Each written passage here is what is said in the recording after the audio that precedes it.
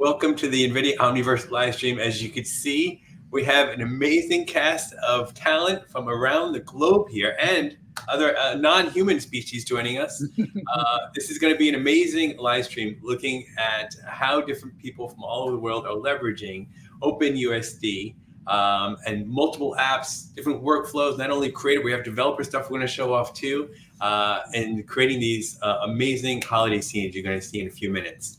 I'm going to go over some quick announcements before we get started. I just want to make a note. We do have a very special guest. Is calling it the jail right now because StreamYard only lets us have 10 people. But Ashley is here. She's down at the bottom of the screen. You guys can't see her, but we can see her.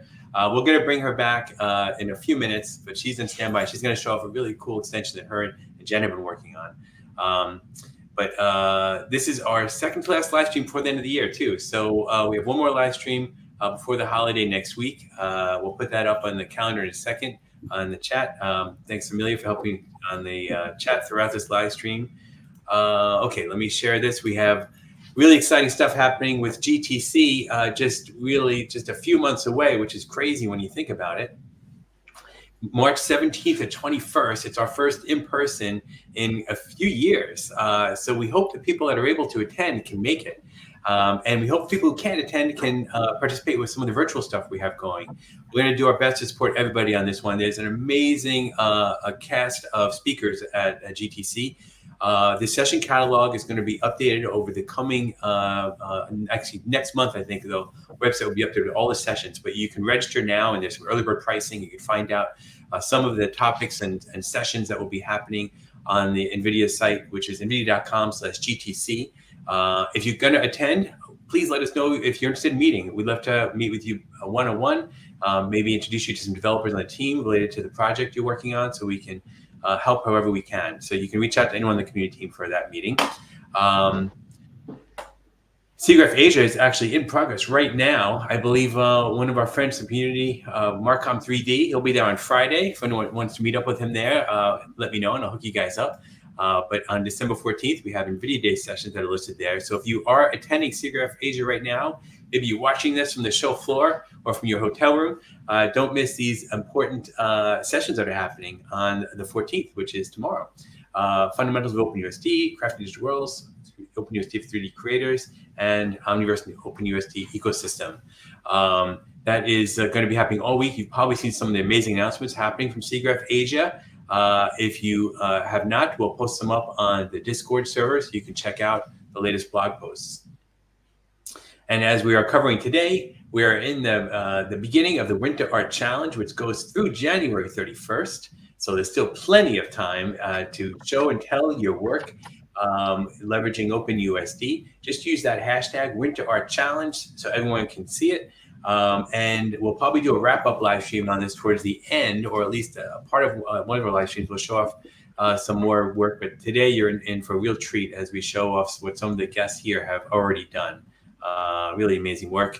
Also amazing that the Isaac Sim and Ross teams have actually done a fantastic thing for the community and hosting an alternating live stream every week.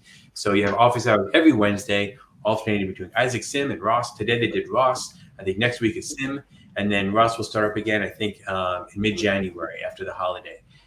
So check out our event calendar where we are posting all of those. It's your opportunity to speak directly with the devs, to hear about some of the latest features as they present, but also ask your questions related to Isaac Sim and Ross. It's been a lot of fun being able to participate in those live streams. And we had an amazing special live stream earlier this week with Animal Logic and Weta Effects and some developers from the NVIDIA team, including Aaron Luck, who's responsible for what you see on the screen right now, that learning series on OpenUSD. Good luck with typing in that link on the screen, but maybe you could freeze frame it and we'll put it in the chat also. But there's a great playlist if you're a new person to OpenUSD or you're a veteran. There is definitely something for everyone to take away from this live stream series. It's up on YouTube, so everyone should have access to it. And now we are going to get the party started. So I have I've been trying to get this next first presenter on the live stream for a couple of years, I think, to be honest.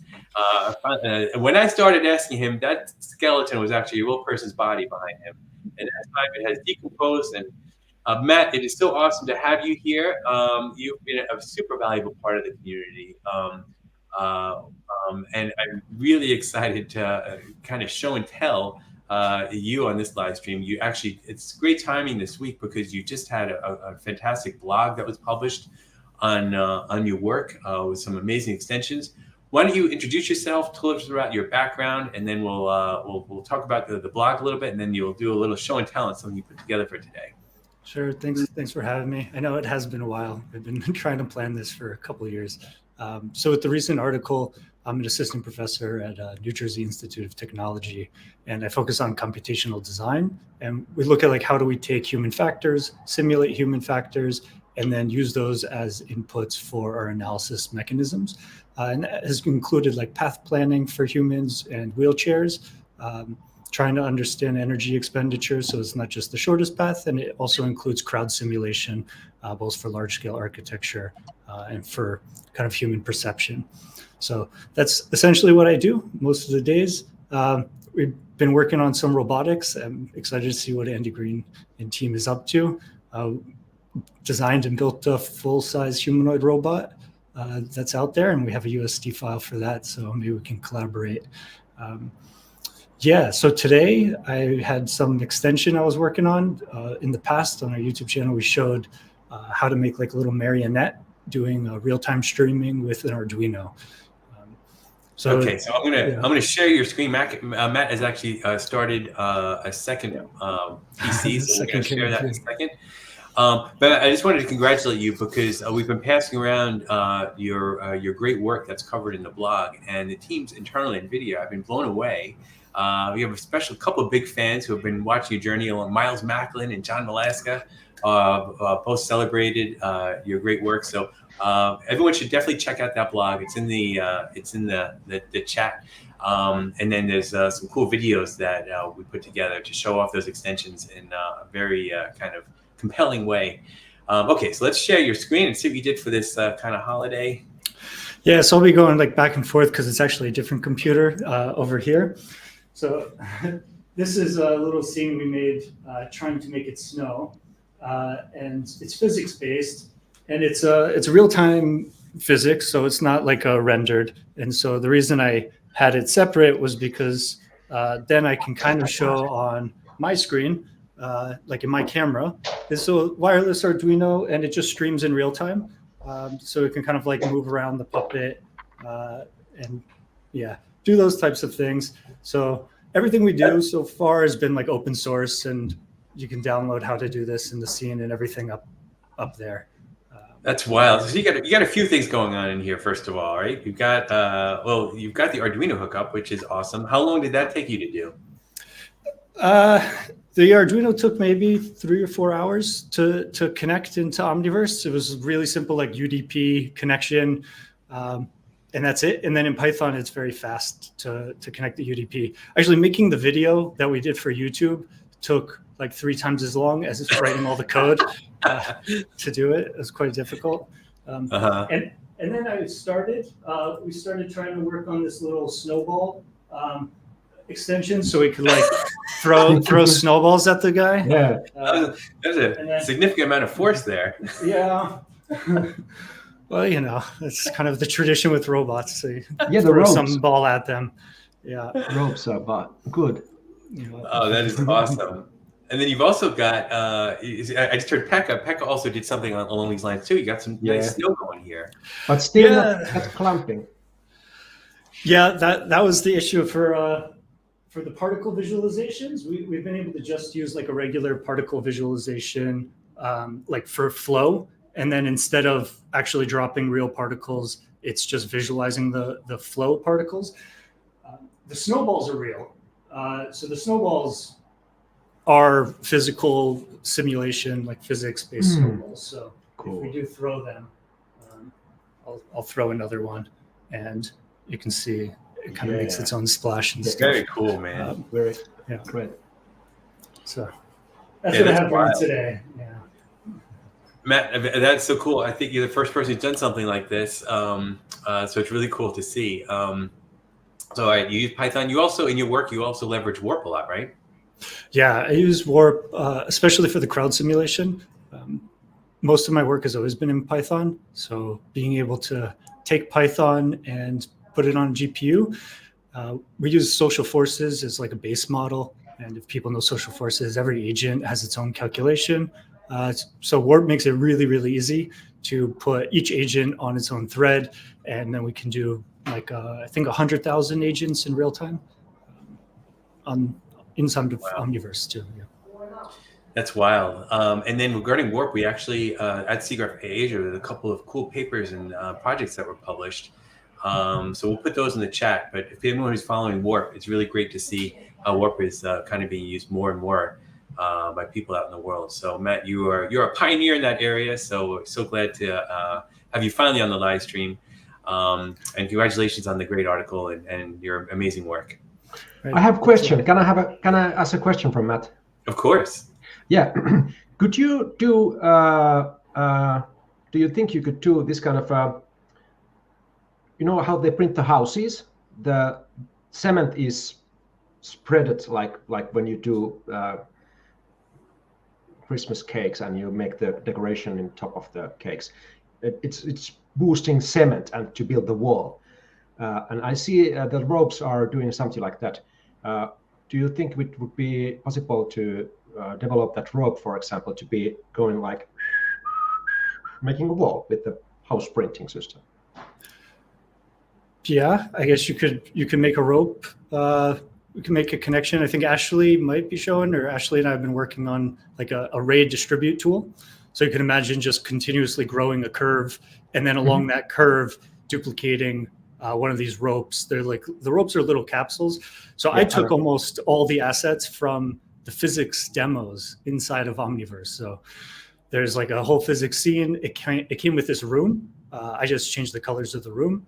And then this humanoid came with Omniverse. And then this rope is part of the physics demo ropes.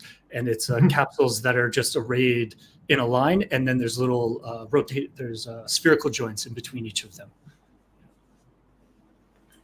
I have a good question in the chat also. So that's a great question, Pekka. We also had a similar question from Simply Chenable about how the strings and ropes were set up. I also have a question regarding latency. Are the controls in Arduino real time, or are you? It's hard to tell from the screen. Is there a latency there? Yeah, it's real time. So let's see, I pick it up and I rotate it, and then I rotate it and I rotate it. Yeah, so it's pretty quick. It's real time. The only delay right now has been that I have OBS running as my camera and Streamlabs running at the same time. So it is real time. You can see the frame rates at like 30 frames a second, and that includes the extension, like it's actually a behavior script. The Python behavior scripts are kind of awesome inside of Omniverse. So that runs in a loop, and it's just reading the values from the UDP, and then it's setting the XForm translation or rotation components of this little controller on the top. So very cool. Yeah. That's awesome, man. Very cool. Thank you for showing that off. Big thanks to you. And I think we see we're going to switch the screen here. There we go. Very cool. Thank you, Matt. That was great.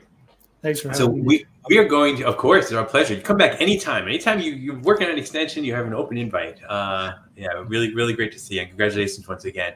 We're going to let Matt go, and we're going to let Ashley out of jail so Ashley can join for the show and tell this next extension. So thanks, Matt. And let's bring her back in. Where is she? Is she here? Oh, here she is. Oh, she's muted. Of course, I'm muted, so I come in and I'm silent. That's okay. It's punished in every different way. In jail, silent treatment, all of that. That's okay. I did the same thing the other day in live stream, and it was just me and my big head on the camera, so it was even worse. Well, one time I did a live stream where it switched to my Oculus helmet. I don't even know why my Oculus wasn't on. It wasn't connected to the computer, and I swear, like 5 minutes, I was just talking and talking. Yep. And... I remember that. I tried really hard to contact Ashley about that. I tried my hardest. No, Jen, that was a different time. Oh, that was a different time? The one you're talking about is when I was actively using my Oculus helmet. Jesus. This other time, the Oculus helmet was like over there, and it happened. Sounds like a meme in the making. No one remembers it, right? Right. Well, I'm so glad you're here. So why don't you and Jen both introduce yourselves, people who may not be familiar with your awesome work or seen your live streams already, and tell everybody what you do here at NVIDIA. Who, me or Jen? We do the same thing. Both. You can go first. Jen, you tell everyone what we do. We make really fun things in Omniverse to help other developers, whether or not you're part of a large company, whether or not you're an ISV. We help accelerate your learning experiences through Omniverse. And basically, yeah, we kind of make really cool things, and we like to help out Edmar to, you know, make some cool stuff for live streams. And yeah, that's kind of what we do. Well, yeah, let's see see. Title, developer Oh, advocate. there, developer advocate. Yeah. There you go. Well, let's see what you've done most recently. You guys are very busy, obviously, helping people that, just like Jen said, in the community, companies, individuals. If you have projects you need some help on, not only through the live streams, but you can reach out to them directly on Discord, and we are always happy to assist. Along those lines, Jen has been working on this extension, I think, for 15 years, the ones you're about to see right now, right from the beginning of Omniverse, if I recall. This is it. Actually, you just started working on it last year for the same holiday, and it's taking it a step further. So why don't you tell everybody what you guys have been working on? Well, I mean, do you want to tell Ashley? I feel like you got the whole story on your side more than I do. Oh, here, I'll share my screen in the meantime while we're talking about it. Yeah, Jen and I decided to collaborate on the Winter Art Challenge because Jen's been creating like a snowman extension on like building your own snowman interactively in Omniverse. And then I was just like ranting that I saw how hard the workers, like the city officials here in Florida, work to get lights up on the palm trees, and how hard it looks because palm trees they're not like your typical tree structure, so they look really difficult. Not like I'm sure wrapping it up the palm tree is like fairly easy, but then how do they get it through the palm fronds? I don't know. It looked really difficult, and I was very inspired by it. So I was like, well, how can I make like a Florida winter wonderland scene? So Jen and I decided to combine her snowman idea because she lives in California and I live in Florida, and we both never get snow for snowmen, and in my Florida winter wonderland scene. So here it is, your typical Florida ranch style house, your typical palm trees in the front, and your typical snowman in the front. Your atypical Florida snowman. Yeah. Well, yeah, sure. I live in dreamland, so I want it to be typical. I wish. So I'm going to talk about my extension first, and then we'll flip over to Jen's screen and we'll talk about Jen's extension. But I don't know if you noticed at the bottom of the screen, there was like an orange thing that went by. That was actually Jen. We're in a live session together. There you go. There's Jen flying around. Oh, the latency that was funny. So we're in a live session together. So any changes that Jen does, we'll see on my screen in real time, like all of like her expanding this grass. And anything I do in my session when Jen is sharing, it will show in real time. So I'll explain my extension, and then Jen, while I'm explaining my extension, if you want to like just start making snowmen in the back, you're free to do so. So my extension is a holiday lights extension. I was originally trying to do this with like Bezier curves, but it was not super easy to implement in the short amount of time that I had. So instead, Jen and I collaborated to just find the points on meshes. So if we find like the tree, this is an X form, it can only find the points on a mesh. So then we're going to find the mesh here, like these. And then all we have to do is click the decorate button. And we have all of these beautiful holiday lights. And the snowman. The snowman's admiring my light. What I love his neck. You know, he doesn't work out his neck at the gym. Can you work out your neck at the gym? I don't know. Can you? Jen says yes. All right, so I have my ones here. Let's go ahead and decorate over here. I'm going to grab this one. Just find the mesh for the leaves to grab the points. And it's very pretty. We could even decorate the trunk, which looks kind of ridiculous. Where'd the tree go? Yeah, it's just a bunch of lights now. And I'm going to show you like why this happens.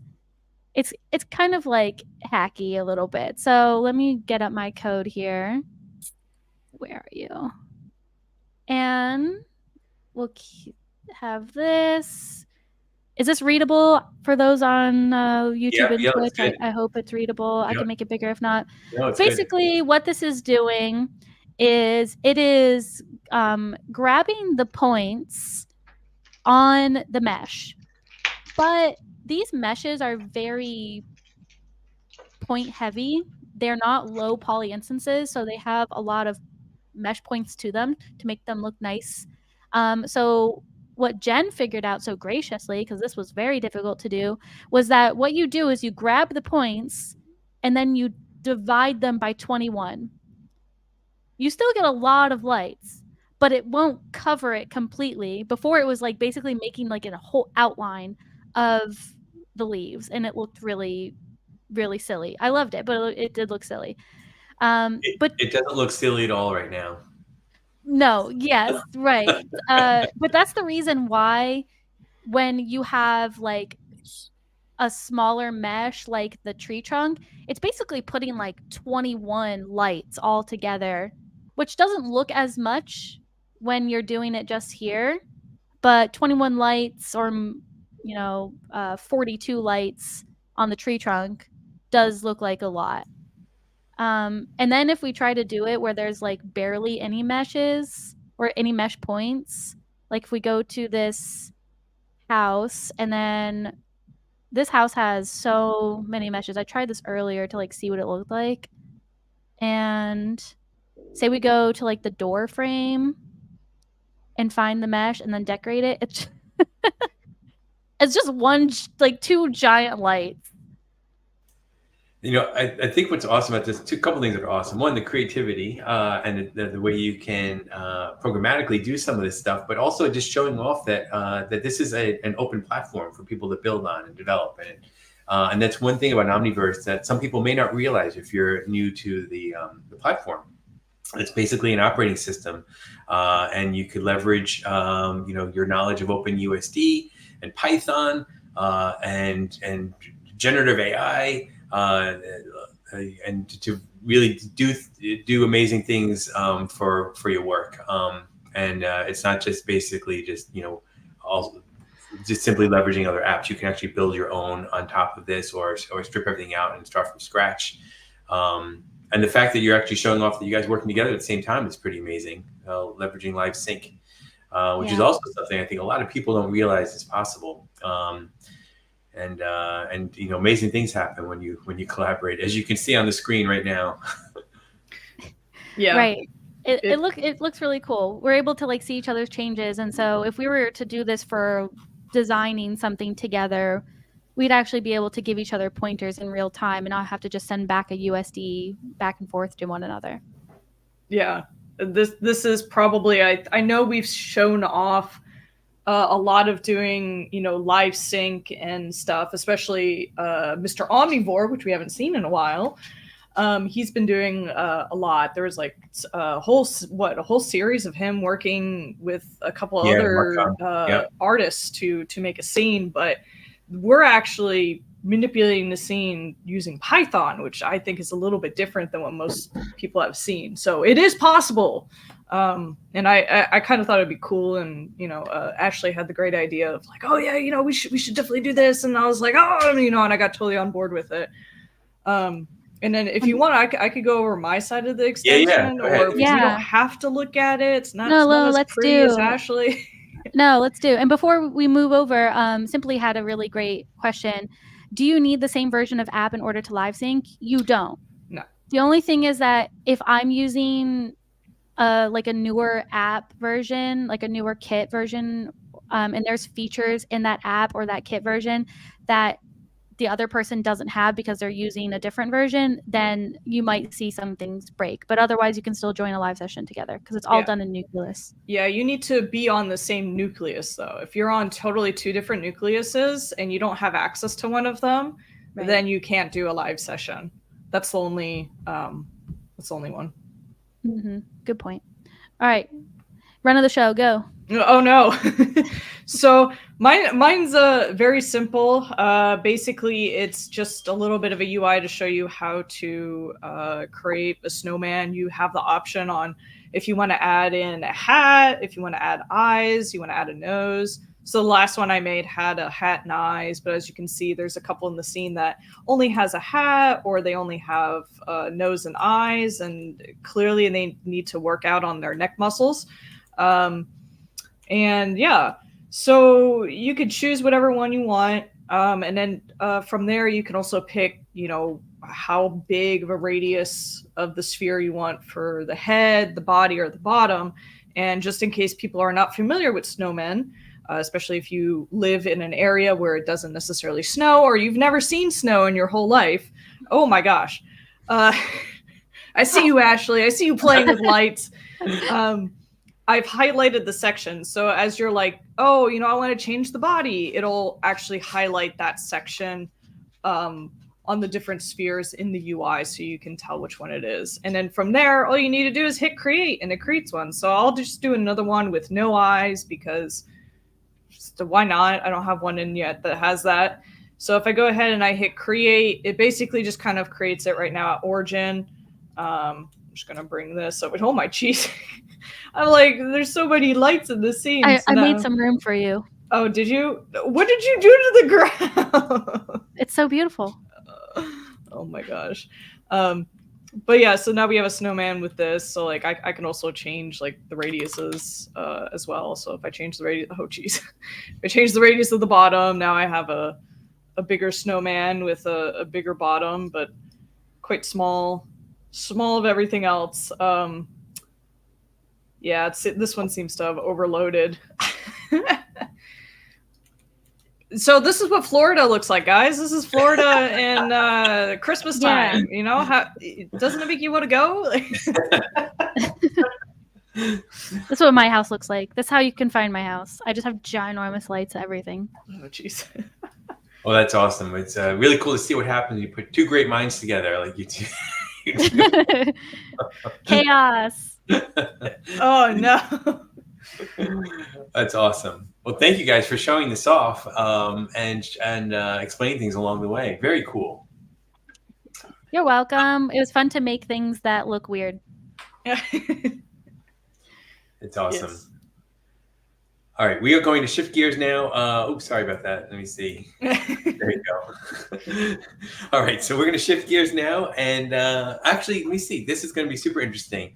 So another great story from the community is represented very nicely here because we had a contest called Create with Omniverse or Develop on Omniverse, I think it was. And we had a couple of great contest winners there that actually joined forces following that contest, formed a company together, and are now in full swing doing really cool work. So we have two of those members of the company here, one of the contest winners. So Yitzel, welcome to the live stream, and your colleague Andy. Gavin's not here, who was the other contest winner along with Yitzel, but I wanted to kind of explain a little bit of history of how you guys got together and how you started working with Omniverse. And why don't you tell us a little bit about the company you formed, and then we'll get into the beautiful thing you guys made for today. I think you should take that one, Yisu. It's you and Gavin were the main drivers behind the forming of that company. So go ahead. Yeah, I think, thanks for the great contest. And we've known each other from different places around the world. Andy, Gavin, and I just formed a company called Digital Ball Lab, doing some robot simulation training and testing, especially based on NVIDIA Omniverse. and I said same. So we are on our journey right now, and we are hoping that we can utilize Omniverse to just bring a new business, and very exciting. And I got Gavin and Andy just so lucky because we just participate in the contest, and we are so lucky and so excited to continue our journey. That's awesome. I actually just pasted a link for Digital Bot Lab in the chat. So if anyone's curious, you should totally check it out. I've been seeing some great work behind the scenes that you guys are already kind of in full swing on.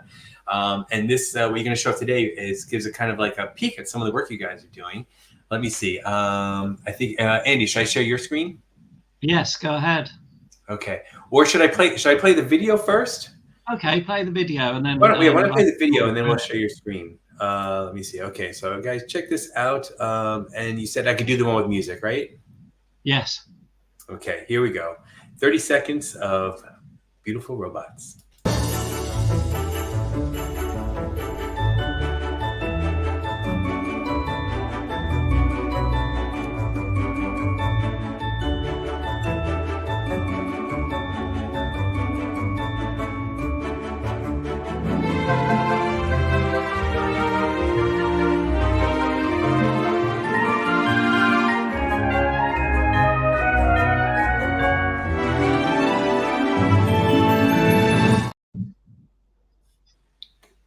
That's amazing. I feel like that should be a full featured movie. That's awesome. It feels like the intro to one, doesn't it? It looks It's awesome. like those Disney shorts that you see before like a big Disney movie. That's what it reminded me of. Like a little love story between like two robot arms. Yeah. Well, one of them was supposed to be like the parent, and one was the slightly smaller baby robot. Oh my gosh. So cute. Say it again. So I have the. Let me see. So, did you want me to go through the video, or how do you want to explain? How do you explain kind of what you guys did here? Well, I mean, I did the majority of this. The robots themselves are the creation of Yisu, and he's got a little extension that we can you can download and use in Omniverse, the USD composer. So he can talk to you more about that, but I'll talk you through the process of making the video. So basically I start by making my stuff, I make all the assets in Blender and then export them as USD, either with materials that I've made, or often I'll just use the pre-made materials that come with USD Composer, because some of them are so good. Particularly the glass works very well.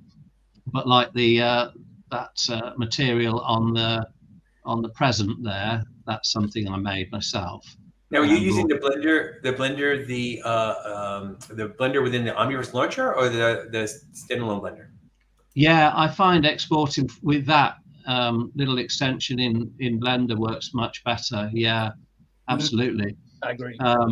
Yeah, there's lots of nice little features in there, particularly for baking materials and so forth.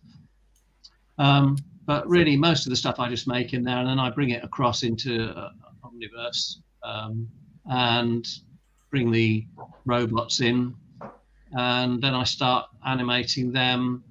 Well, first of all, I'll add some rigid bodies and colliders. You can see this box has a rigid body on it so that the robot itself can push it along. And same with the snow globe there. It's got a little rigid body on it so it can be gripped. And the bots themselves come already with rigid bodies and colliders already attached. And then it's a case of animating the bots. I could show you that process if you want. I can bring up I have it open in USD. Can you see that? Yeah, let me see. Let me remove this. And let me see. Where are you in here? I don't see it. Yeah, are you sharing your screen now? Yeah, hang on. And while he's doing that, I'm curious, for the snow globe shaking, which is awesome, the snow that was shaking inside, was it shaking was it matching the movement? I couldn't tell. It looked like it was. That was just a little trick that I was doing. Oh, wow. Very good. Yeah, that was just me just expanding and moving the the particles at the right time to make it look like they were moving with the snow globe. Very convincing. I'm having an issue sharing my USD composer, I'm afraid, so I can't actually show you how I've done the animation. But basically, the bots come pre-supplied with all rotating joints on them, and you can essentially set the target position for each of the joints to get the bot to move to the position that you want. It's a little different from working, say, with a rigged a character or a kinematic kind of rig or anything like that. But it does allow you to get some nice smooth control on the way these bots are moving. So I just animate those in that way, and then I make it all look pretty with a nice HDRI and some global volumetric effects. And then I just render each shot individually with a little camera move. And then I take those out and put them back into Blender, and I use Blender's own video editing area to put it all together. And that's how I do it, really. It's simple as that. Really, really awesome. Like I agree with Ashley. This looks like something that you see as a part of the studio intro to a big Hollywood movie. Very yeah, cool. It would have been nice to have Ashley's lighting effects to put on those trees there. That would have saved me a little bit of time. Would have been kind of chaotic if you wanted to have chaos in that beautiful I don't know if scene. that's such a good idea. The bulbs might have been a bit large. Okay. That's awesome. Very cool. Very creative mind you have, Andy, obviously, and really cool to see bring that vision to life.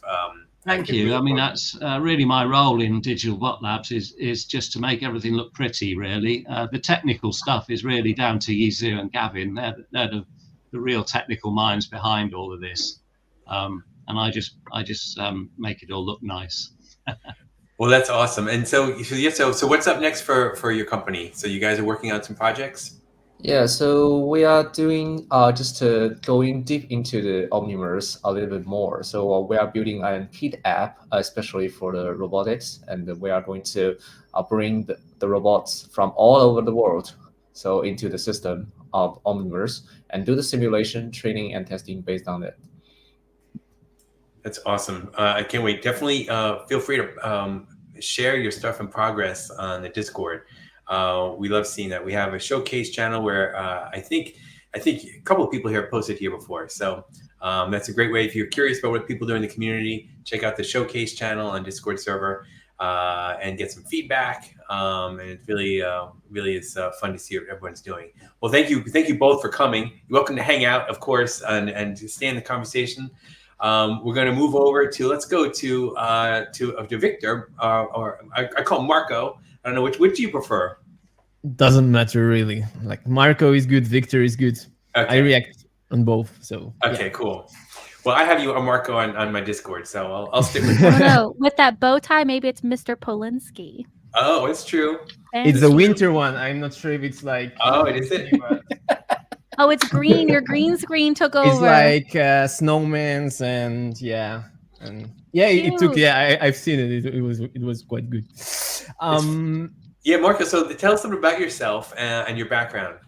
Yeah, well, I'd like to think about myself as a creative person working in a 3D space. I work in multiple software from Blender, Cinema, now Omniverse. Yeah, After Effects, I do a bunch of stuff in my life. I also do animations. Yeah, so I'm kind of generalist. I'm not sure if that's the correct word, but yeah. Well, it's funny. I first came across Marco's work, I think, because your work is so interesting because it's varied, right? We're going to show something. You can see it behind you, very pretty. The first thing I saw you do was a pretty crazy looking character. I don't know if you had that handy. Yeah, I think I do. Like I got some my portfolio. How discovered your brilliant mind. Let me get. But he's looking for that. I'm going to bring up what he's going to show today. Well, he finds that interesting character that looks really amazing. Okay, so here's his other amazing work that he submitted for the Winter Art Challenge. Here we go. Look at that. Snowflakes. And this is Legos, right? Yeah, like this is Minecraft. This is all like I'm gonna show it's a really cool feature. Like it's an app from Omniverse called Mineways. I'm gonna present it to you guys because it's really awesome, and it's playing a huge part in my personal project, which is focused on next generation education, which I think is pretty cool because we have to prepare the next generation for very difficult, like very odd environment with machine learning, with generative AI, with language models, like large language models. We have to prepare them for AGI. So I think it's very important to kind of start early, but obviously like the young kids won't just blindly follow whatever the adults are doing. Like they won't, maybe they will start with some Python, with some like a nice graphic representation bricks, like the nodes you can connect or something like that. But it's really difficult to kind of entertain them, like so they stay focused on the subject that are not necessarily like playing with their friends or playing games. So I kind of like took advantage of that and incorporate those things into the part of education. So yeah, what I want to present today is the Mineways, is the app in Omniverse. Let me share my screen. Awesome. Just a sec. Can you see my screen? Okay, I think so. Yep. Yeah, so that's Mineways. Yeah, it's really cool because what they did, they add some packs with ray traced textures, which look really, really good. And they kind of changing, like you can have a best of both worlds because you can have like this amazing generative world from Minecraft. It's really advanced system of the seed of the world is very advanced. So, and then you can add some nice 4K or textures that are ray traced, and it really plays nice. So let's launch it. All right, so that's what you're gonna see on your screen. Don't panic. What you need to do is go to the file.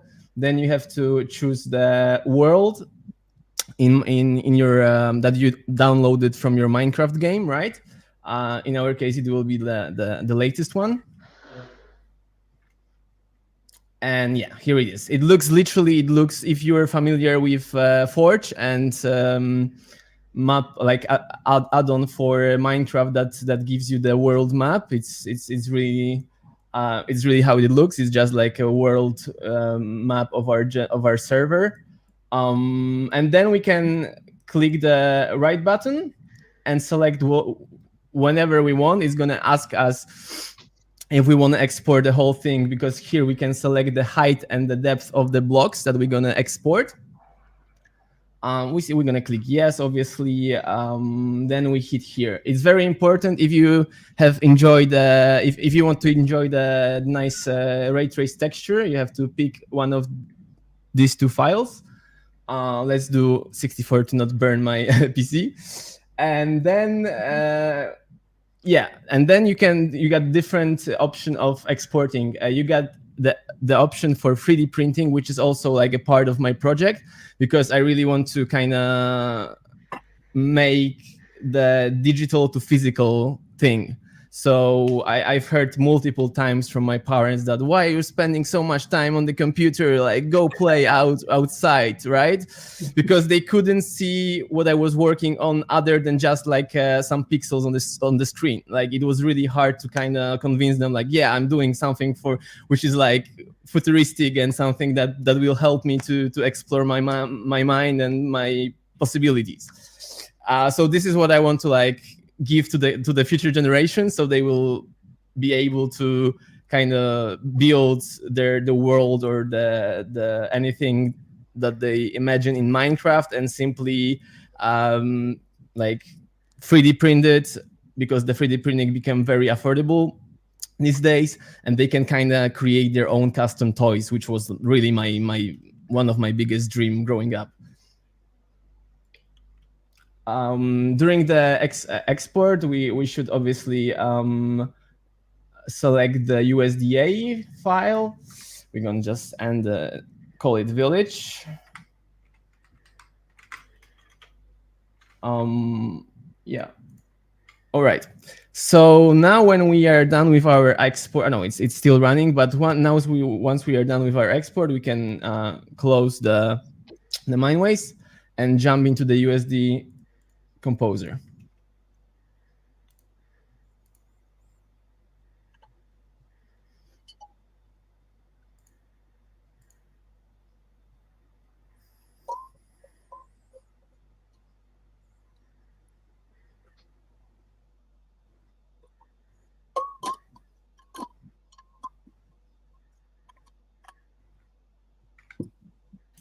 Very cool. And what are you using for hardware right now? Just explain a little bit about like this import is very.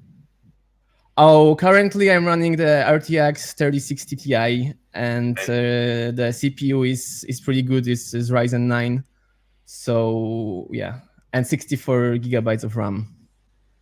Very healthy. Yeah, but I think the GPU is not quite there. All right, so let's drag and drop. Literally, what we're gonna do? We're just gonna the file is gonna look like this, like the regular USDA file. We're gonna grab it and drag and drop into our scene.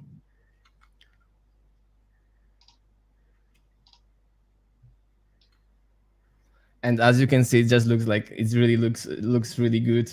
Like all the reflections, all the light. It's like it's just there. I think it's really nice idea of making yourself a nice poster, or if you want to create a animated series in your Minecraft world with like only using primarily using primitive objects, because it's just cubes, right? Am I bugged? Can you hear me? Yeah, we can. Yeah, because I'm literally frozen on my screen, so I'm kind of like I've got confused. Stuff too. All right. I'm curious. Does it bake the materials, or are those MDLs? These ones are MDLs. Yeah. Amazing. Yeah. So you can also like dive deeper into the materials itself, themselves, right? Even though in the package there are few materials that are not, they exist in the game, but they're not exist in the package. So they're gone, like they're absent. So the Mineways will use another material in their place.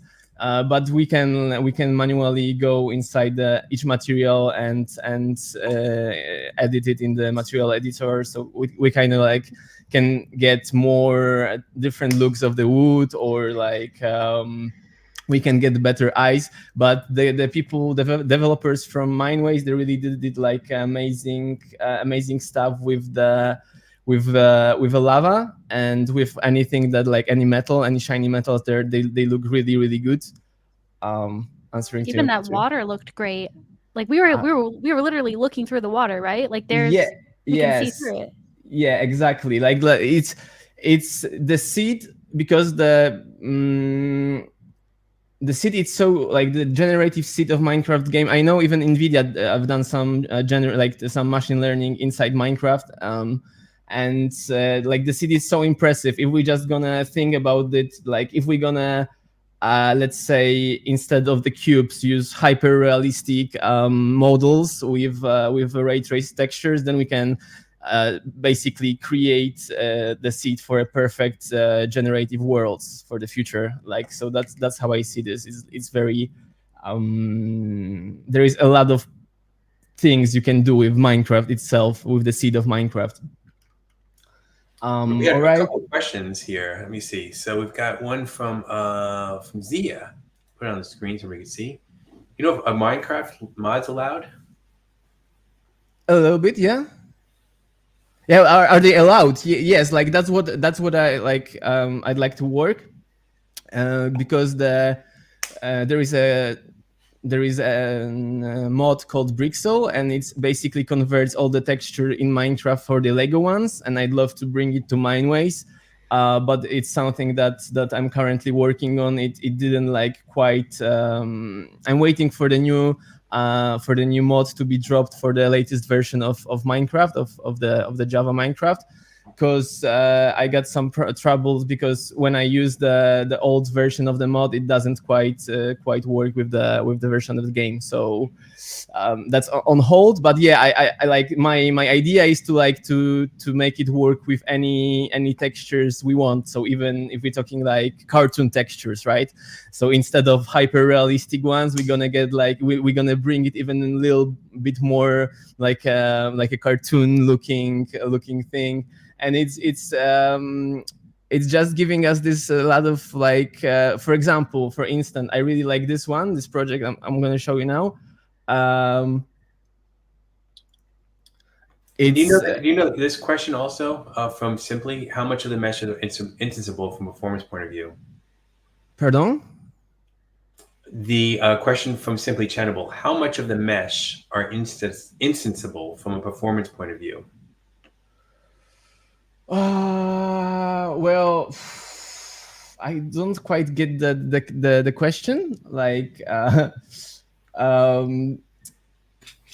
think in putting it into different words, I think he's asking, is there meshes in this scene? Like, how much of these meshes have been instanced into the stage instead of just like a direct copy of the mesh? Oh, yeah, I don't know. Well, as you can see here, like most of like, for example, if we're gonna select a rock or a piece of glass, they're all basically clones of each other, right? I don't know, something is wrong with the textures are not working, but you can see only like the lava texture is loaded. Let me check again.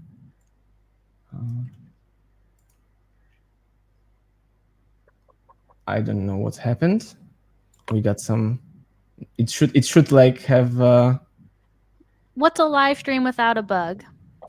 Yeah. I mean, also, like I was thinking, this should be a whole live stream episode.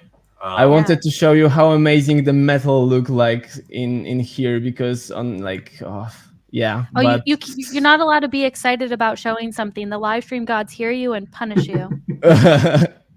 Do you have like a pre-done video or a pre-done render of a previous scene that you can show off? Yeah, sure. Somewhere I think I downloaded today from Discord. Oh, Simply said your cache is off. Maybe that's why. Oh yeah.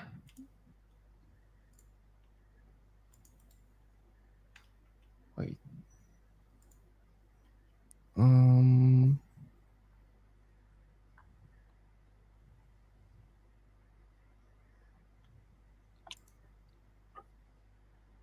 I don't. Why it's not? I don't know. There is some bug, but yeah, I'm just gonna show you guys the render that I've done in here. It's just right here. So that's like the end product. Why it's not? We're showing the thumbnail, Yeah. I think.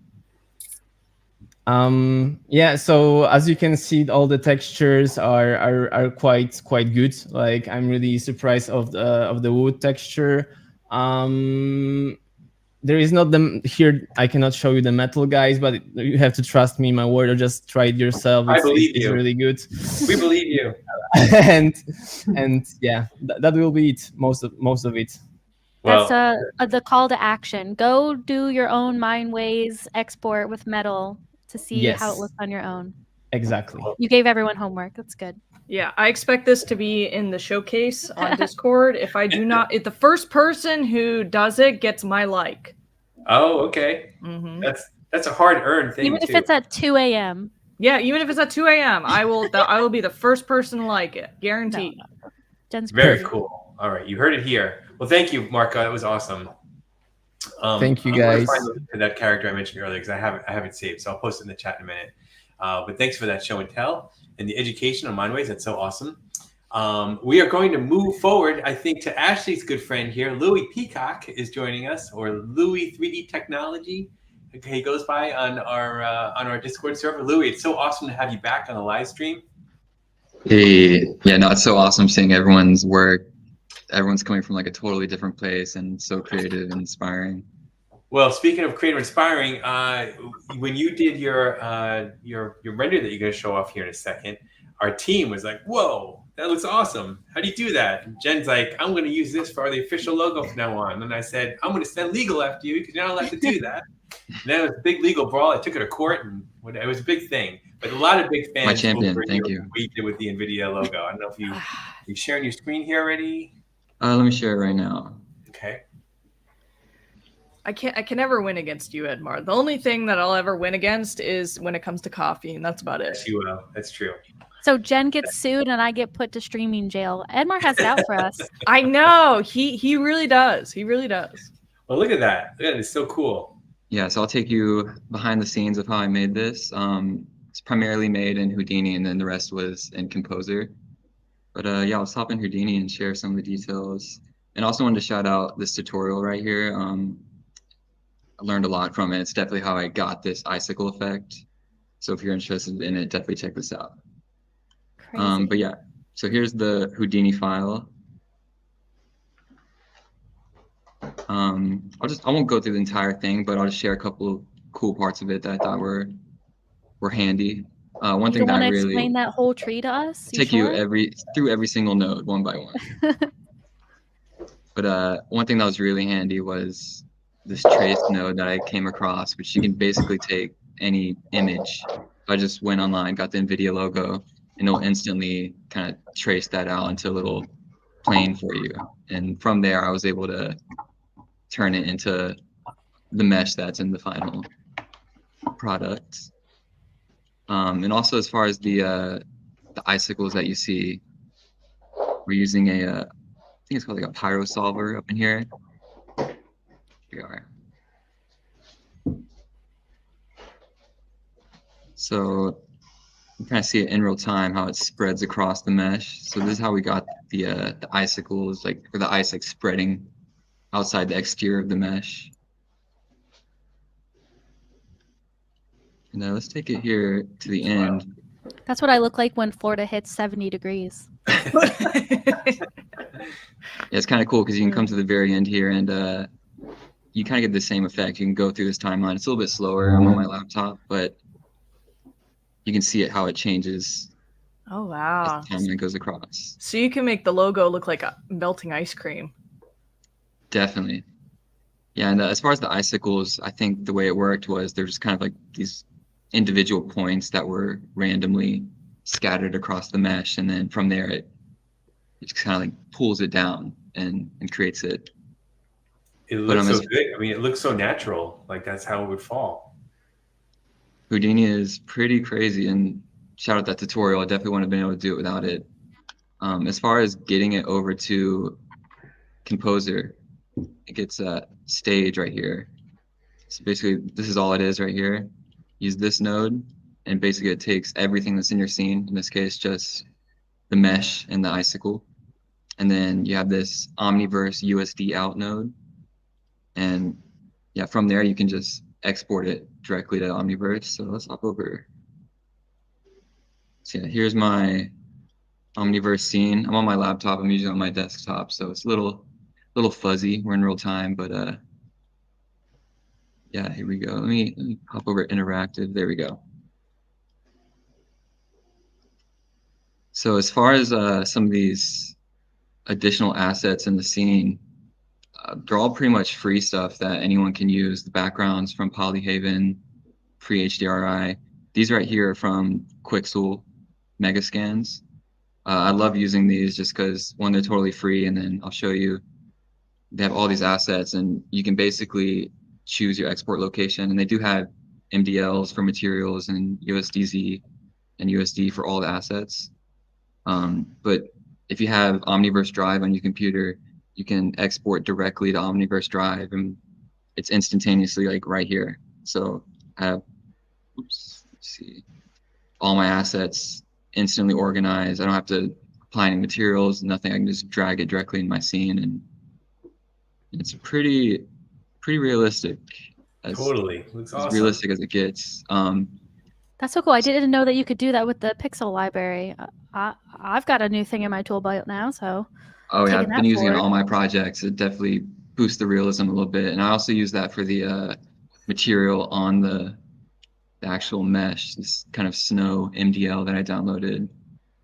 And as far as the icicle, I used the materials that come with Omniverse. I think it was just like a water material, and just played around with the settings ever so slightly and was able to get this effect up inside some of the cameras for the more official renders.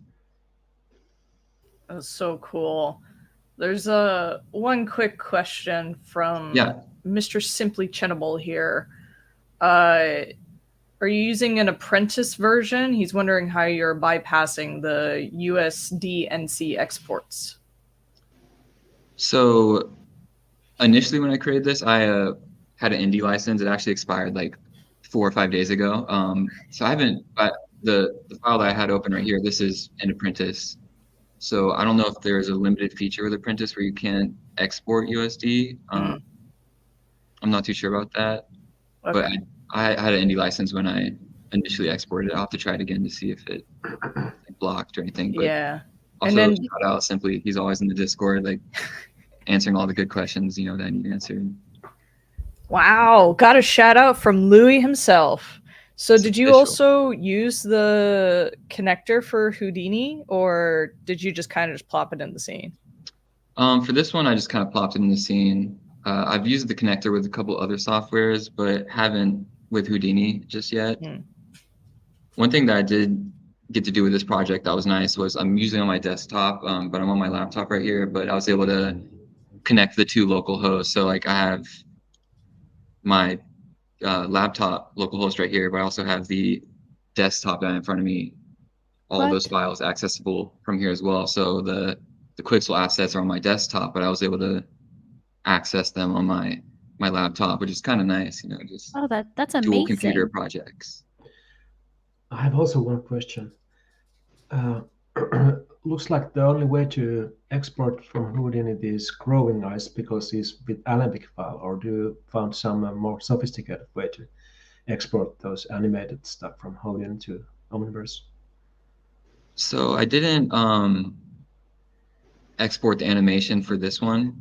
I actually had a separate file as well that was snow falling that I tried to export, and that one would have also been kind of like a step-by-step scene, or I guess like an animated file, but I don't know, I'm not too experienced with that, so I'm afraid I can't give the best answer. Alembic is still the way to go. Yeah, I want to say I may have even tried exporting like an FBX and then converting the FBX to USD and Composer, but there's got to be a way to easily export all the frames straight from Houdini. But yeah, that's amazing. Beautiful. Really, really impressive, and you definitely impressed a bunch of people here at NVIDIA on the team. So thank you for that great work and a great overview, Louis. I pasted your website in the chat if anyone wants to kind of look at more of Louis's work. He does a lot of really cool industrial stuff, and his journey to Omniverse is kind of just beginning this year. So really, really cool to see how much you've learned. And yeah. And Louis, aren't you you're open to work, right? Most definitely. Yeah, good thing to know. So someone should check out his portfolio and hire him. Definitely. Now, Louis.tech. today. He's gonna go quick, so hurry up. Maybe put your LinkedIn in the chat also. I'll put it in a second. You can connect on LinkedIn with him. Well, thank you so much for coming, Lou. It was awesome. Thank you.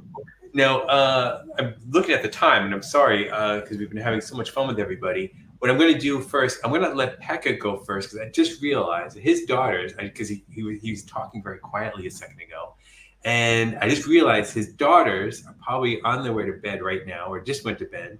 We're getting close to it. Are they sleeping already? All right. Yeah, So, Pekka, are you still able to show and tell? Yeah, of course. Okay. Of course. All right. So, why don't you go next so that that way your daughters can catch some nice. So you can play back the Christmas MP4 file, Edmar, then first. Let me see. Oh, do I have the MP4 file? I thought we were playing your. I thought we were playing from your screen. No problem. We can go my screen too. So let me share. First of all, I have so much of stuff going on all the time. So thank you for everybody of the Omniverse community. Yeah, well, let me do a proper introduction because people who might not realize. So Pekka Varis is first of all, he's an amazing individual, as you'll see. Yeah, Omniverse ambassador, which means that he is really an expert in one or more areas of Omniverse. So much so that he can speak to it to companies, and he's has our blessing because he knows in and out. He actually started a company called Cineshare. Or SignShare, depending how you want to pronounce it. And they're leveraging Omniverse for now engage with multiple companies on basically creating amazing kind of representations of the real world for companies. So, Pekka, do you want to describe in more detail what you're doing in your background? Yeah, background is from camera work and commercial videos for 20, 30 years. And now last 4 years, it's just been on Omniverse. So as I was found from NVIDIA to be an ambassador, then I got investors. Now we have a company, and it's growing, and we are doing successful business now. And we are doing projects, for example, from United States, and we're going to have a product soon with some beta testing. We are inviting beta testers, and that's a product that we do avatars talking out of gesture, out of the face, resolution characters, CC4 characters, and then it's on cloud. Everybody can use it, and then the idea is to be leading Omniverse specialist on those characters using the latest stuff like Aku Face and Move AI, and combine those sophisticated mobile phone controlling puppeteering tools with the stock AI stuff like out of the gesture. And of course, we are also blending custom animations with out of the gesture, like jumping and doing pre-animated stuff, and then smoothly blending back to out of the gesture AI stuff. So we are creating a product which is very easy to use for people to promote and make fast videos. And that's our main product. And then we do custom projects. And I just pasted a link to your website to chat so we can check out some content there. But as Pekka just mentioned, he works very closely with multiple technologies, including audio to face, as you mentioned. You're very familiar and good friends with the Real Illusion team, and have done lots of great work with iClone, Character Creator. So anyone who's looking for some guidance and want to be inspired, check out his website. Always very active on our forums and also on Discord. So I want to thank you again for coming today. And what are you going to show off today? Let me see. I see you want me to share. Well, how much we have to be quick, I have so much stuff, but I try to be quick. I just go through these files in random order and try to treat you some eye candies and be inspirational and stuff like that. Okay, I want to make sure you're sharing the right screen. This screen I'm seeing looks like it's the StreamYard screen. It's just this whole screen, and okay, I see. Okay, I can, for example, it's working. that. So maybe you share this now already, Edmar. No, this is great. So this, for example,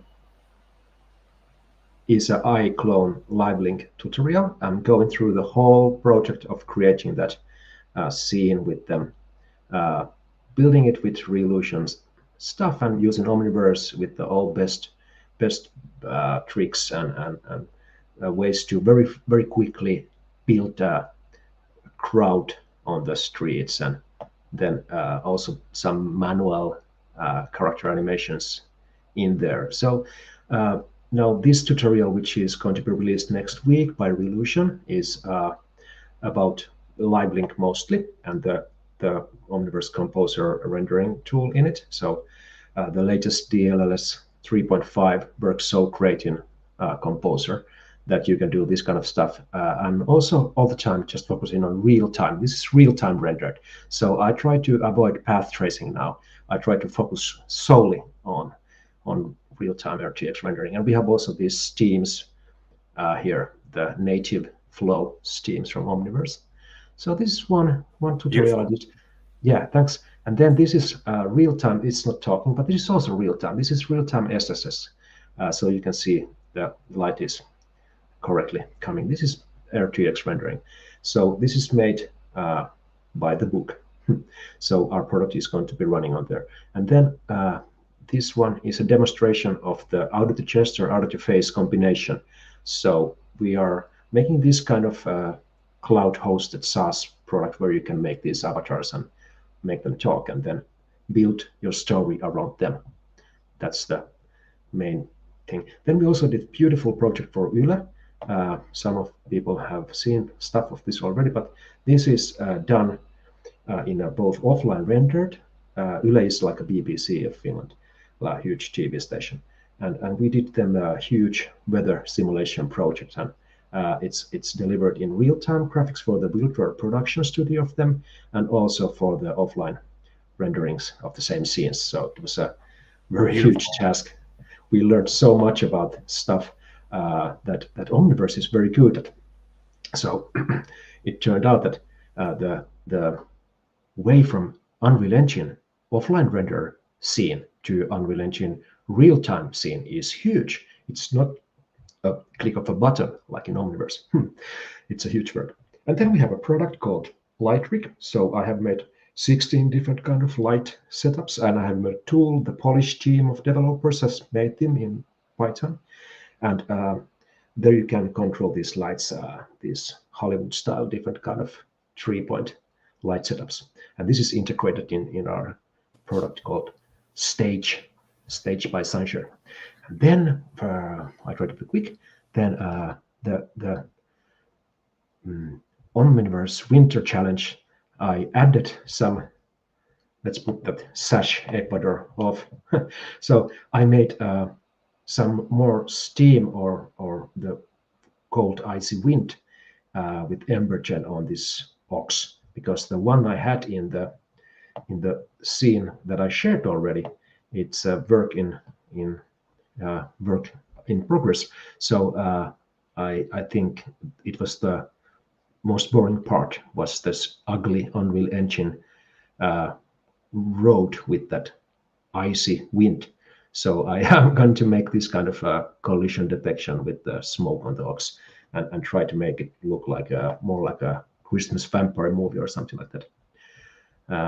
So I'm publishing that quite soon. Next week here we can see the scene building in Embergen. And then Wow.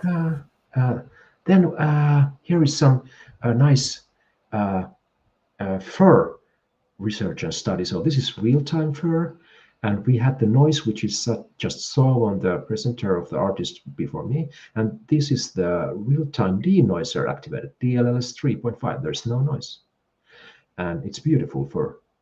And then this is the path traced version of it. And for example, now I'm studying how to correctly animate the curve-based fur with the mesh, and it's possible, but I'm still working on that. Yeah. Well, So you know that's all. who I know who would love to work with you on fur and learn more about? Yeah. I can stop sharing. The gentleman who will be Jeremy. presenting Jeremy, who's working on a really cool, I don't know, are we like to talk, are you like to say anything about it or no? Yeah, you share it online. Yeah, absolutely. Yeah, I can share a little bit of that right now, if that's all right. Is it okay if I go next? Yeah, go ahead. Yeah, go ahead. Cool. Yeah, if you want, you can share that little video I made with the audio and stuff while I find this. Okay, let me see. Where is it? We are overloaded with videos on this thing. Hold on one second. While I'm looking for that, why don't you give everybody a little bit of your background and tell us how you kind of came into the Omniverse and tell us what you're working on as well. Sure. So my name's Jeremy. It's really hard to describe myself because I'm all over the place, but like typically like a 3D generalist that helps out on commercial work for like animation and games. And my wife is also having a meeting at this time. So if you guys hear someone in the background, that's who that is. But yeah, I currently work at Netflix as a freelancer, and I'm also trying to create my own animation that has a hairy character in it. So yeah, I'm definitely going to have to talk to Pekka about some Northern Lights and some hair simulations in the future. Jeremy, one thing, we are soon going to get our hands on Roads. Roads? The hair simulation, the latest one from Omniverse. Oh my God, yeah. Cool. So, I can't find. Sorry, my computer is really bugging out right now. That's okay. I found out what the issue. That file was a little bit past StreamYard limits. So I'm going to play it for my computer. So I'll play that file. This is a beautiful scene that Jeremy created for the Winter Art Challenge. Let's watch this, and then we'll be right back. See if this plays okay.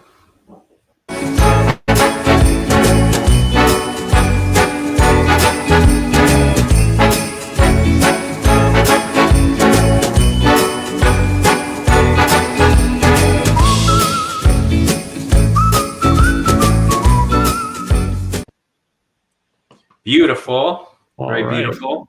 Yeah, that was admittedly like a rush, like a 2-hour sketch that I just wanted to submit something with my busy schedule. So I'm glad I was able to get something out the door and participate in this year. It was great. Jen was really excited. Everyone loved that ornament. Then Greer reminded me and our team that was actually something that you worked on last year too.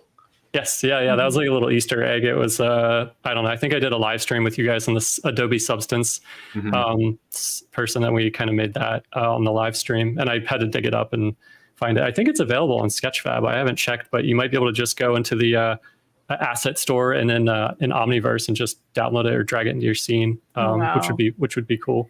Yeah, no, I don't want Edmar to sue me again. So It's a holiday, so don't worry about it. Oh, okay. So it's only okay for the holiday. I see. Yeah. Oh no. Yeah. If I put it up on the store, you guys are. I think I already signed away my rights when I put it on Sketchfab. So. Yeah. And then you want to talk about your current project in progress? Yeah, sure. If you want, you can let me share my screen, and then I can show this little sketch that I did. So. Yeah, basically, my favorite thing to do in Omniverse is to put like a super, super low aperture. And I just think it's such a great program for getting that miniature vibe. And so I made a bunch of these trees for the project, this short animation I'm working on. And so I just basically grabbed those trees, and then I downloaded a bunch of things from, it's called Blender Kit. It's an add-on. It's incredible. It's a bunch of people who make really high quality stuff, and they throw it onto this little add-on in Blender, and you can just type what you need and drag it into your scene. And it's a really reasonable price. And I think each person, every time you download something, the creator gets like a kickback. So everybody's kind of being paid for their work in some way. But yeah, I just kind of threw all these things into the scene and wanted to figure out a way to make it feel a little omniversey. So I just decided to throw those ornaments into the scene. And then I made a snow simulation in Blender it turned out to be more like a snow globe, blizzardy vibe. But I don't know, it was still fun and still, nice to get back into the creative vibe, because the stuff I've been doing lately hasn't been all that creatively motivated. So this is my scene. It's super fun. Thank you for messaging me about it. Mind if I ask you a question about this?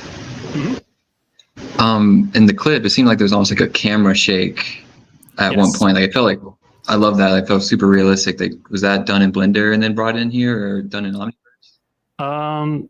That is a great question. I think I did that in here. I just don't remember. Hold on, let me go to my layout. Animation, and then camera. I think it was camera 12 that started up really high, 14. So camera 14, and then yeah, there was. Oh, you know what? It was it was a DaVinci.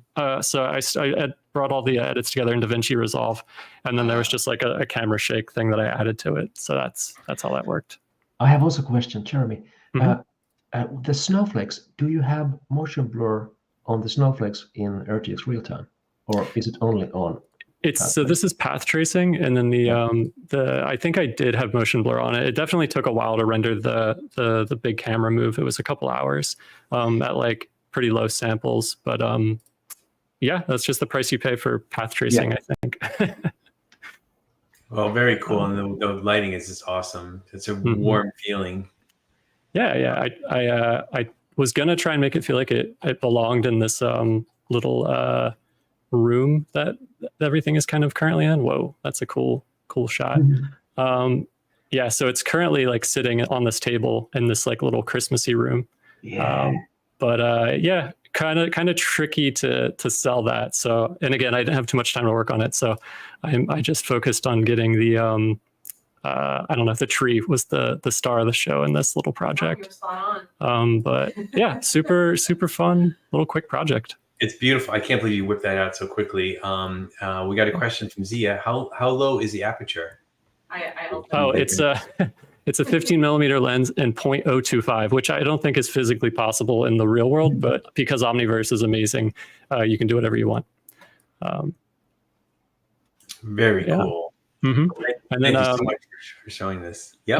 And then I'll just show you guys the hair stuff we were talking about. Was I don't know when this is ever going to get shown. This is wild. Yeah, actually, this is really chugging. Let me see if I can kill this program real quick so I can get my computer back. Boop, boop, boop, boop, boop. It's not going to let me. Hold on. The live stream bugs strike again. Yeah, exactly. So yeah, I'm working on like a little short film about a Yeti who is looking for this crashed Santa sleigh, and his whole body is just covered in all this fur, and he kind of goes through this I don't know, he goes on this little adventure to kind of find Santa, and I'm still developing everything, but yeah, fur and snow was a very bad idea to choose for like doing an independent film, but I don't know, I think I'm kind of almost through the growing pains of it all. I think I have a really quick simulation that I could share, possibly. I love this. I love it. Anytime you show me something from this, I'm like, I can't wait till this is done. Yeah, I'm using a program called Storm VFX, and it's like a little mini Houdini, and it's really great at simulating snow, actually, and you can get it very clumpy, and the hair is being simulated in Blender, but everything's coming together. So now I can pretty much throw this Yeti into any environment with any type of snow, with any type of wind, and it should be really stable. So it's going to make animating and actually creating the film really, really enjoyable now that like all of the pains of the VFX have been kind of figured out. But this is just a test for the snow specifically. I haven't really focused on the lighting or the story or the composition. This is really just a snow test. Oh, it's beautiful. Very cool. Yeah. Thank you. We posted the link for your Instagram, I think, in the chat. But Cool. how can people follow your work? What's this place? Yeah, the Instagram is pretty much the only place I ever update, if I do get around to updating anything. But there's that, and I think there's also Pabu Movie, which is the I'll throw that in the private chat here for you. It's at Pabu Movie.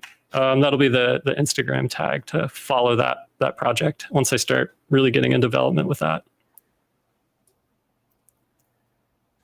So I'm just pasting that in right now in chat so people can follow along. Very cool. Jeremy, I know you have to go. Thank you for hanging out the whole time. Sorry you went over. No, this is great. Thank you so much for having me. It was really an honor to work with you and continue to see your amazing work. Just keeps blowing me away. So thank you. Thanks so much. Cool. Yeah, thank you for having me. It's really awesome to be here with everybody else. I'm always blown away by all the extensions everybody's making. I wish I knew anything about programming, but I just get to stick to making things look pretty, and I guess that'll be that. Well, you're amazing. So keep doing what you're doing. I think it's perfect. Cool. Thanks, everybody. Thanks, Jeremy. Hi, Jeremy. And speaking of amazing, one of my favorite community members has joined us today, Frank Shang. Frank is just a positive. That's awesome, Shang-Chi. Frank is just such a positive force in the community. Very supportive and active on our Discord. I think he has responded to every single community challenge we've had. And he just always attacks everything with such passion. And Frank, why don't you tell everybody a little bit about your background? Because your background is actually a little different probably than what people would have seen by seeing some of your work here. Yeah, my background is in architecture. I've had 30 years working in architecture. Just been real fortunate to have a career in architecture and work with some really brilliant, smart designer architects. Started out with Cesar Pelli, then IMPay, worked with Frank Gehry. My last project was working on Bjarke Ingels's project in architecture. But I always loved drawing. I mean, I always loved drawing. I started with ink on Mylar on pin bar. You know, your wrist get dirty, all of that. And I progressed it all the way through until now. I mean, I've been with visualization all my career. Started with 2005 with Quest 3D and Unity back then. And I love Omniverse. I mean, it had given me so much more confidence into whatever software I want to try. Whatever I want to do, I could learn it and then bring it into Omniverse and make it work. I have complete confidence in that it will work. It will not fail. And it's been fantastic. Well, it's so great to have you in the community. Like I said, you're just such a positive force, and your work is so creative and inspiring. And I think people could probably tell by the scene behind you, which we're going to show off something unrelated note with some of those characters. Let me see, because the one behind you is one you submitted last year, right? Yes, I did that last year. Mm-hmm. But amazing. This year, in every challenge that Edmar and NVIDIA have proposed, I have tried to use do something new, something that I've learned with Omniverse and incorporated it. And for this challenge, it was really challenging. I use everything, everything I have learned: motion path, Bezier curve, action graph, push graph, curve editor, sequencer, retargeting. That besides the rendering, materials, and bringing in projects. So this animation on this challenge consisted of all that combined that I've learned. Well, that's so awesome and inspiring. Okay, I see a bunch of videos here that I'm not sure which is the best one to play. Let me see. You can play the first one that has the card with the living room and they're playing with the kids. Okay, I did this challenge based on a family experience. You know, I came from a large family, and during Christmas and holidays, the Christmas dinner is just chaotic, right? The kids are in the living room watching TV and cartoons and waiting for opening a present. The older adults are watching the football games, and then the parents and us are trying to prepare the dinner. So I was trying to create that scene where everything's happening and everybody's doing things. That's awesome. All right, let's see. Hopefully this is the right one I'm picking. Let me see. Yeah, that's one of the images that I put on there to show the scene about the space that I was trying to create. And then the next image is, again, looking at the space, the different view. And then the next one is the animation that starts to put all this together. Okay, let's take a look.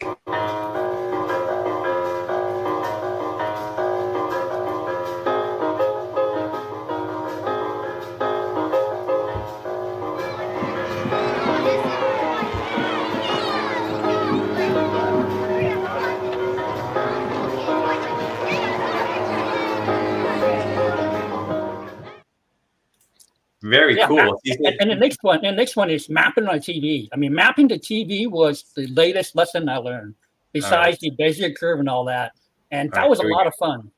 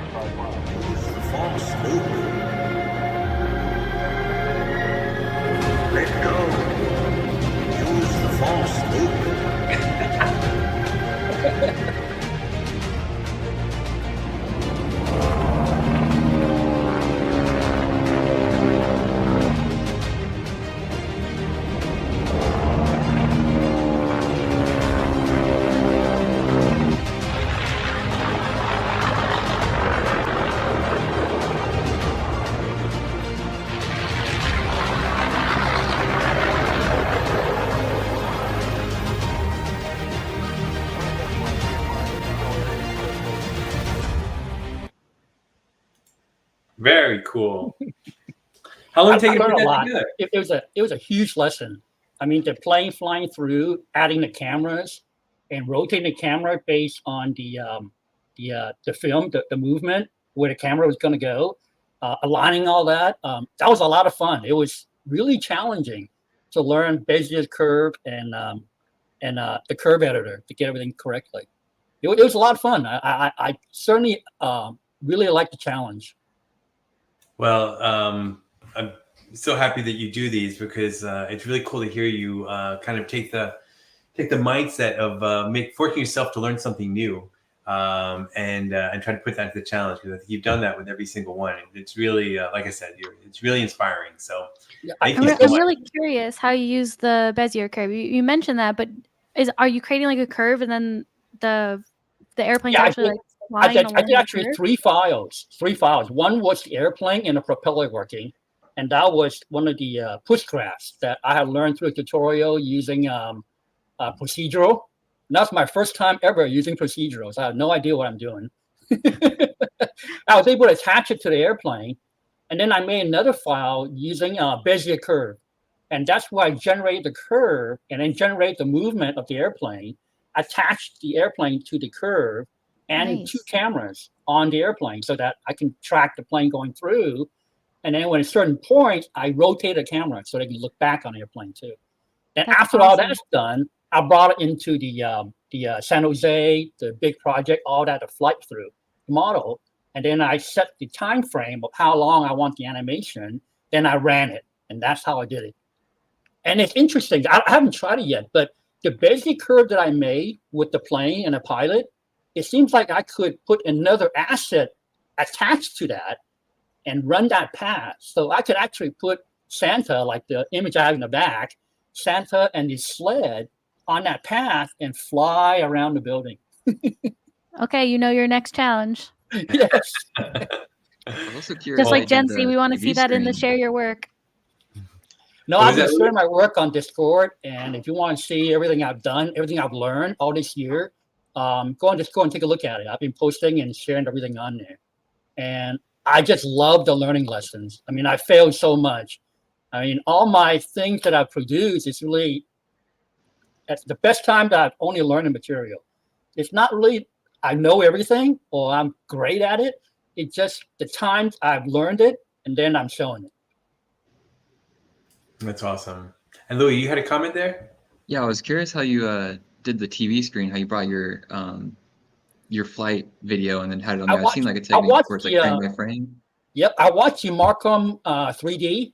He did a tutorial showing how to do that with the frames. When you export your animation, you have all your frames too.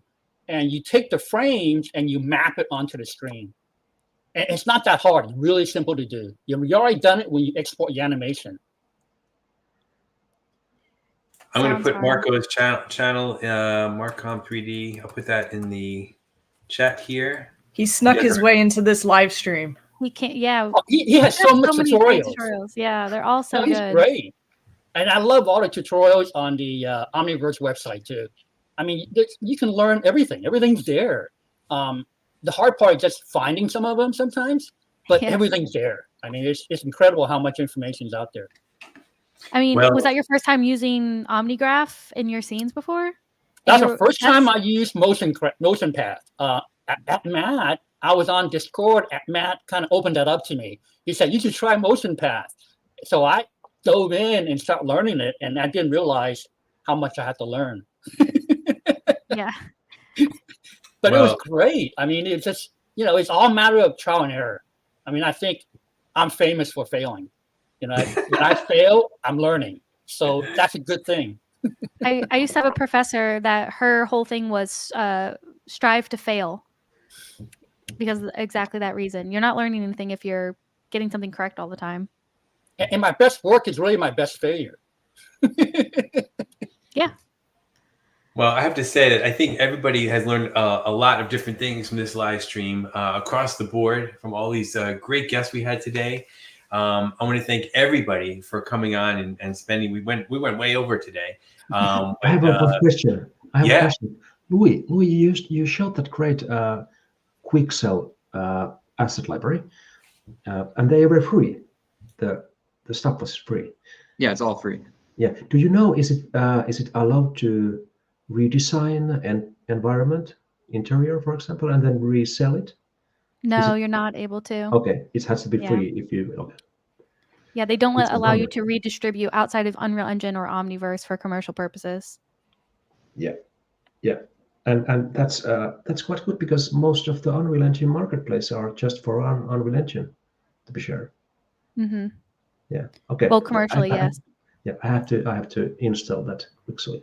And Victor, also your tool was very cool. I have to try it with my daughter when she is ready to do some motion capture, because those environments are the ones she loves. Yeah, it's really nice to play with kids. I agree. Also, like, but going back to the question, I think it's like the efficiency is about 50%, because I had to translate it to Polish and study the question really hard because my brain were somewhere else. So What do you have to translate to Polish? like the question from that I got during the presentation, because about the efficiency of the mesh. Victor, are you from Poland? Yes, indeed. Hey, yes, our dev team is from Poland. We have to. I have to link you together. Perfect. I live in Spain, but yeah, I'm definitely down for new connections. Yeah. Wow, we have a whole live stream all over the world. Pekka, you're in Finland. Yeah. Marco's in Spain. I should say Catalonia. I'm in the UK. You're in the UK. I'm in Florida. San Francisco. Whoa. All over the place. I'm really happy that everyone was able to join us today, and thank all the great community joining us in the chat. I did post a link for one resource. I just had a meeting with this company, Real Biomes. Speaking about Pekka's question a minute ago about environments, this company is doing some really amazing work on environments, and I believe right now they're ramping up support for USD, but you can currently export their scenes as FBX, and I believe my colleague was able to bring them into Omniverse as an FBX file. Anyway, take a look at that link I just posted, Real Biomes. I think it's a really interesting kind of solution for people who are looking for environments. Anyway, thank you for joining us today. It was fantastic, hour and 40 minutes.